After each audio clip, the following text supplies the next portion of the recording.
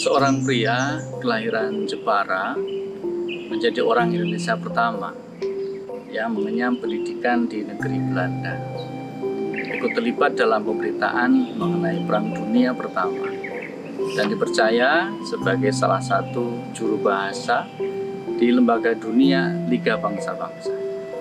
Sosok yang berperan penting mengenalkan cakrawala ilmu pengetahuan Barat pada salah satu pahlawan nasional Indonesia, yaitu Raden Ajeng Kartini. Ia dijuluki sebagai Pangeran Eropa dari Tanah Jawa. Inilah dia, Raden Mas Panji Sosrokartono. Lahir pada Rabu Pahing, tanggal 10 April 1877. Beliau merupakan anak ketiga dari Raden Mas Adipati Aryo Sosroningrat dan Mas Ajeng Ngasirah. Ayahnya adalah Bupati Jepara periode 1880-1905. Adalah seorang putra dari Bupati Jepara saat itu, yaitu Bupati Sosroningrat, yang lebih maju pemikirannya saat mulai remaja, karena beliau banyak belajar dari Eyang Kakung dari ayahnya yang merupakan Bupati Demak, yaitu Tontonegoro keempat, yang sangat progresif, sehingga dia banyak belajar bahasa Belanda, kemudian juga agama dari Eyang Tontonegoro IV dan Kakung Putri, sehingga mungkin dia lebih banyak mempunyai wawasan yang luas. Raden Mas Panji Sosrokartono yang terlahir dengan nama kecil Kartono dikenal juga dengan berbagai nama lain yang lebih akrab di kalangan masyarakat umum. Ada dua panggilan yang filosofis sekali dari beliau, yang ini maknanya dalam. Yang pertama, Joko Pring. Ya, Joko Pring itu, Joko itu anak muda, Pring itu bambu. Jadi ini dengan filosofi bahwa manusia itu seperti bambu sebenarnya. Bambu itu kan jenisnya macam-macam. Ono pring petung, ono pring ori, ono bambu macam-macam. Semuanya bambu. Ada bambu kuning, bambu hijau dan macam-macam.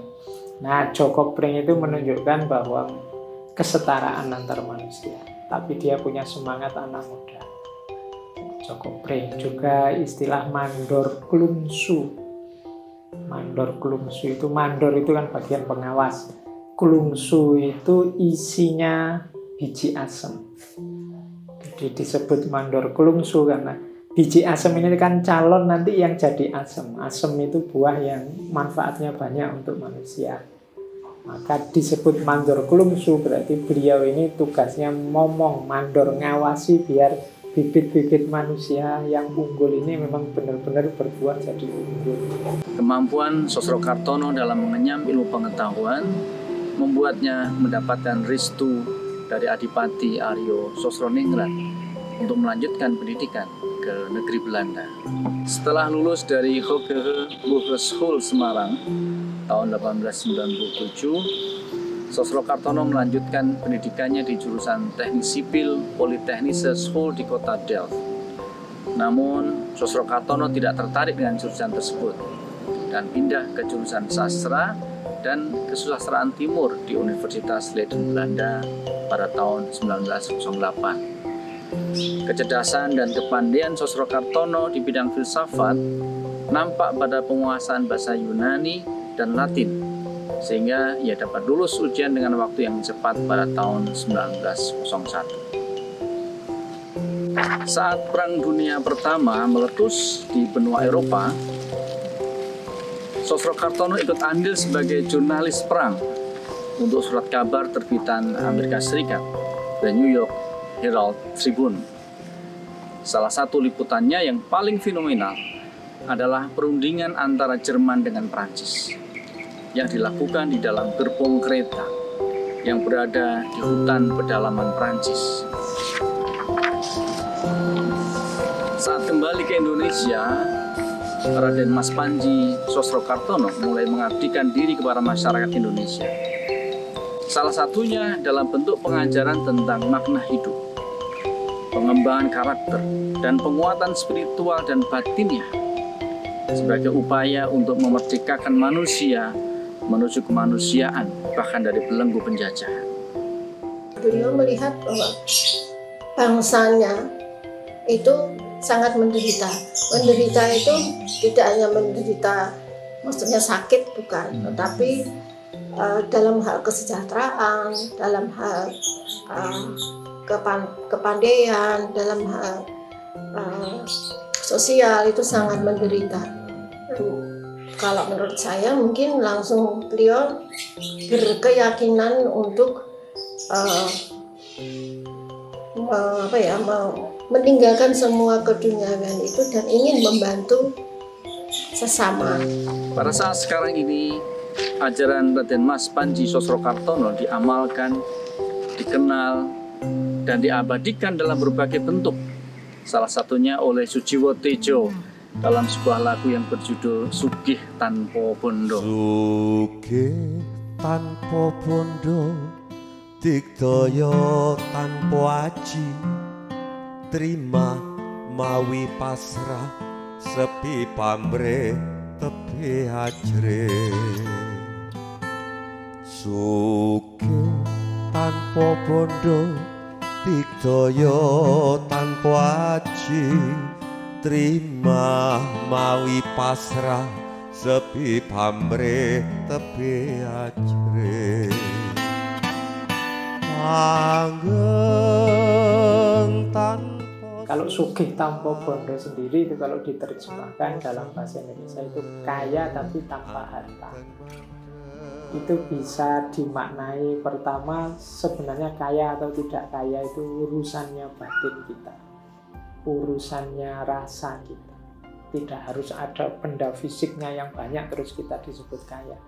Wong yo kadang orang yang hartanya banyak juga merasa masih belum punya apa-apa, masih tuntutannya, keinginannya macam-macam. Yang kedua, ini berhubungan dengan falsafah tentang punya kawan yang banyak. Jadi kalau kita punya teman banyak, punya relasi yang banyak, saling rukun, saling membantu, itu kita semua kaya tanpa harus punya harta.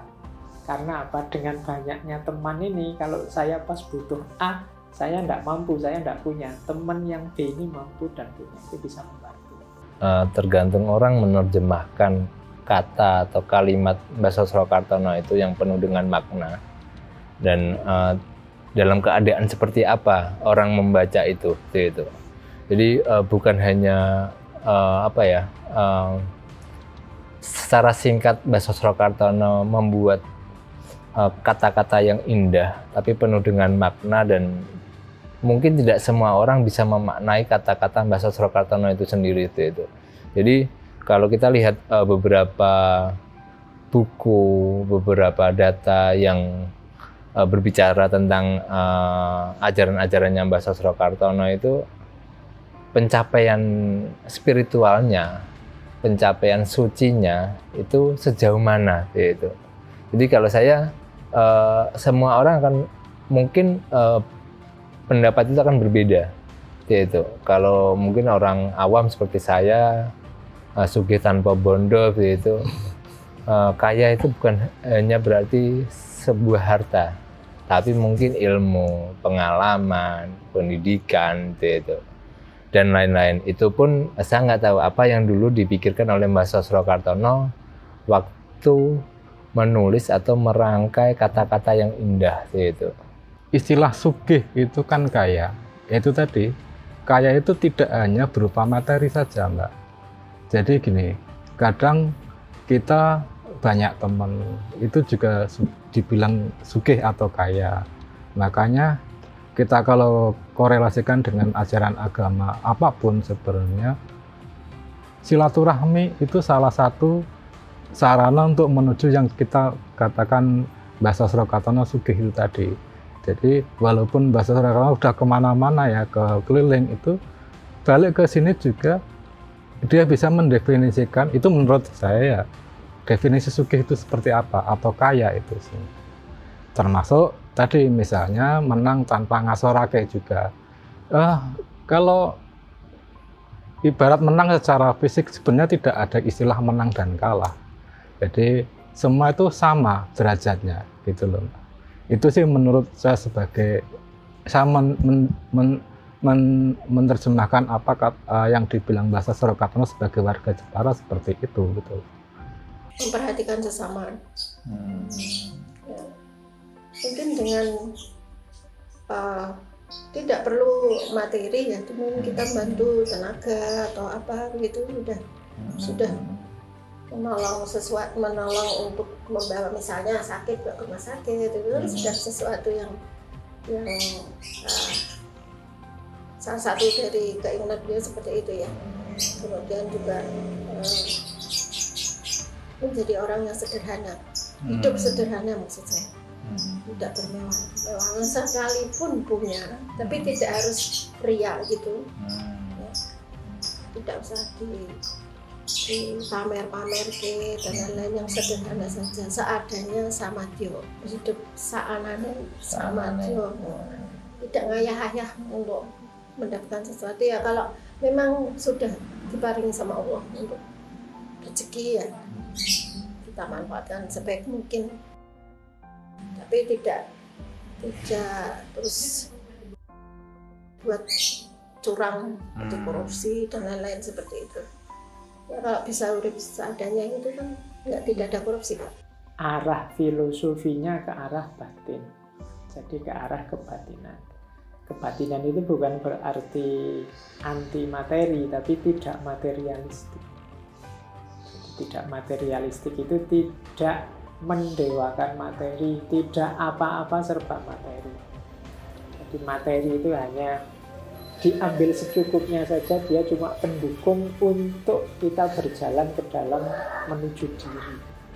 Jadi berjalan ke ranah batin. Kemudian kita intinya hidup justru di dalam ini, bukan yang di luar. Yang di luar itu cuma kendaraan sementara untuk kita berangkat ke dalam.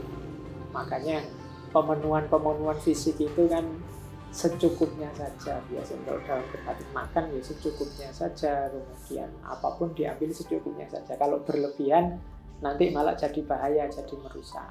Maka materialisme, apa-apa serba materi ditolak, tapi tidak anti materi. Materi hanya jadi kendaraan untuk masuk ke ranah. Ajaran Sosro Kartono berupa sugih tanpa bondo, digdaya tanpa aji, ngeluruk tanpa bolo, dan menang tanpa ngasorake. Di kehidupan modern tetap memiliki daya tarik dan kekuatan tersendiri bagi masyarakat Indonesia. Dalam kehidupan modern saat ini, masyarakat Indonesia mulai mengalami ketergantungan dan keterikatan. Keadaan ini bahkan dapat menyebabkan seseorang melakukan berbagai macam kejahatan hanya untuk memenuhi hasrat kehidupannya. Kondisi ini dalam ajaran Raden Mas Panji Sosro Kartono mampu diatasi dan diobati dengan baik melalui falsafah hidup sugih tanpa bondo, digdaya tanpa aji, ngeluruk tanpa bolo, dan menang tanpa ngasorake. Kita yang hari ini butuh banyak kapital, butuh materi macam-macam, perlu untuk mempertimbangkan sarannya beliau Sosro Kartono ini. Jadi bukan berarti terus kita tadi, bukan berarti anti dunia, tapi cara kita berpikir, cara kita menyikapi dunia tidak segitunya seperti orang-orang hari ini yang agak cenderung kapitalis, materialistik, perhitungan matematika terhadap hidup. Itu yang sering menurut saya orang tertipu di situ. Karena dunia itu kan agak trik, materi itu kan agak trik sifatnya kalau kita tidak hati-hati mengelolanya. Maka jadi bagaimana batin kita ini tidak jatuh cinta sama dunia. Meskipun kita juga punya dunia, kita juga bekerja mencari nafkah, tapi cinta kita tidak di situ. Anak-anak muda sekarang itu hanya mungkin ingat dengan kata-katanya, ingat dengan kalimatnya, tapi jarang melakukannya. Gitu. Dia itu hanya mungkin sebuah kata, kalimat gitu. Tapi untuk melakukan benar-benar digdaya tanpa aji, menang tanpa ngasorake, itu untuk kita berbuat di dunia ini, gitu. Itu yang sangat sulit gitu. Jadi tadi mungkin kalau bisa dibilang hanya kulitnya aja, tapi hatinya, kelakuannya, akhlaknya itu menurut saya masih banyak proses yang perlu dijalani untuk mencapai hal mungkin sufi yaitu sufisme itu kalimat-kalimat yang indah yaitu Mbah Sosrokartono pun melalui proses yang sangat panjang yaitu untuk melakukan dan mempunyai kata-kata yang sebagus itu yaitu pemaknaannya sangat dalam yaitu. Jadi orang kalau hanya membaca, hanya lesan tanpa berbuat ya sama aja gitu menurut saya gitu. Harusnya kita juga membaca, dipahami dan diamalkan. Itu loh maksudnya seperti itu. Jangan cuma sekedar membaca, cuma jadi memori saja. Tapi kalau kita melakukan sesuatu, itulah makna yang harus kita pahami betul. Kalimat-kalimat, kata-kata Mbah Sosrokartono. Di sini bukan masalah agama dan kepercayaan, tapi ini sebuah ajaran saja. Kalau digabungkan dengan agama, saya rasa semua agama pun punya pemikiran yang sama, gitu. Itu menurut saya sebagai warga Jepara ya.